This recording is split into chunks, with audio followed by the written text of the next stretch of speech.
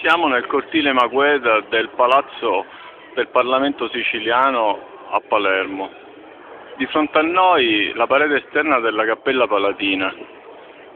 Sono ormai le 8:30 del 28 maggio e siamo quasi al tramonto, il cielo ormai è quasi oscurato.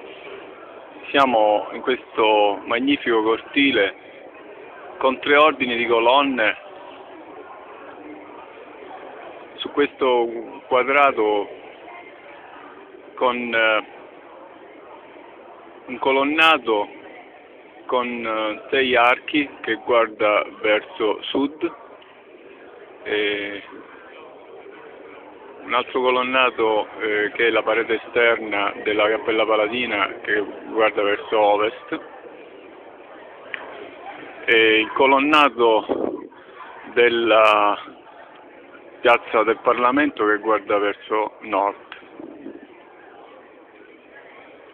Da questa parte le sale che riguardano i gruppi parlamentari dell'ARS, del Parlamento siciliano, che qui si trova dal 1130. In questo edificio si riunisce il Parlamento siciliano da oltre 880 anni.